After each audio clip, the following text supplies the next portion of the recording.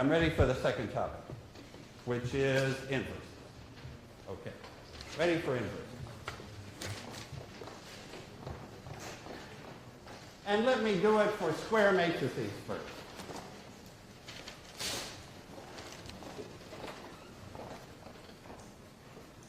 Okay, so I've got a square matrix A.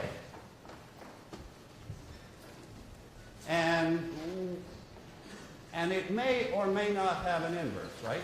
Not all matrices have inverses. In fact, that's the most important question you can ask about the matrix is, if you know it's square, is it invertible or not? If it is invertible, then there is some other matrix. Shall I call it A inverse? And if A inverse exists? So this is if, there's a big if here. If this matrix exists, and it'll be really central to figure out when does it exist. And then if it does exist, how would you find it? But what's the equation here that I haven't that I have to finish now? This matrix, if it exists, multiplies A and produces I. Thanks. The identity. And actually, there's a little more to it. Because normally, I mean, right now that's like a left inverse. It's sitting on the left of A. But an inverse for a square matrix could be on the right as well. So this is true too. That if I have a, yeah, in fact, this is probably this is something that's not easy to prove, but it works. That for square matrices, a left inverse is also a right inverse. If I can find a matrix on the left that gets the identity, then also that matrix on the right will produce that identity. For rectangular matrices, we'll see a left inverse that isn't a right inverse. In fact, the shapes wouldn't allow it. But for square matrices, the shapes allow it, and it happens. If A has an inverse. Okay, so give me some cases. Let's see, I hate to be negative here, but let's talk about the case with no inverse. So these matrices are called invertible or non-singular. Those are the good ones. And we want to be able to identify if we're given a matrix, has it got an inverse? Can I talk about the singular case?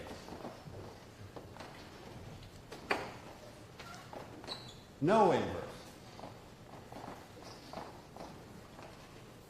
All right. Best to start with an example. Tell me an example. Let's get an example up here. Let's make it 2 by 2 of a matrix that has not got an inverse. And let's see why. Let me write one up. No inverse. Let's see why. Let me write up 1, 3, 2, 6.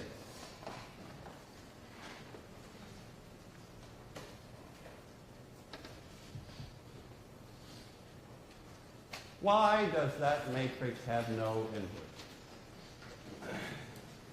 You could answer that various ways. Give me one reason. Well, if you know about determinants, which you're not supposed to, you could take its determinant and you would get 0. Okay. Now, all right. Let me ask you other reasons. Let me ask for other reasons that matrix isn't invertible. Here, I could use what I'm saying here. Suppose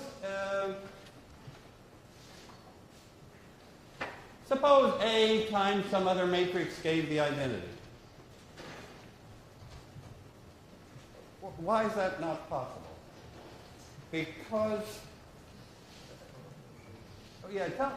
I'm thinking about columns here.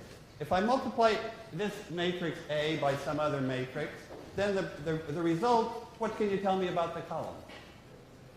They're all multiples of those columns, right? If I multiply A by another matrix, the product has columns that come from those columns. So can I get the identity matrix? No way. The columns of the identity matrix, like 1, 0, it's not a combination of those columns, because those two columns both lie on the same line. Every combination is just going to be on that line, and I can't get 1, 0. So do you see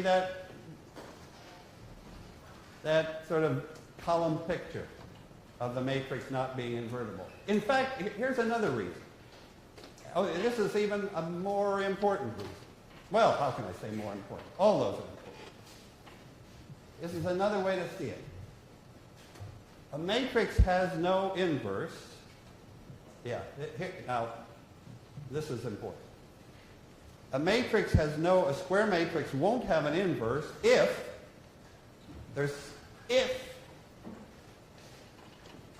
no inverse, because I can find an x, a vector x, with A times x giving 0. This is the reason I like best. That matrix won't have an inverse.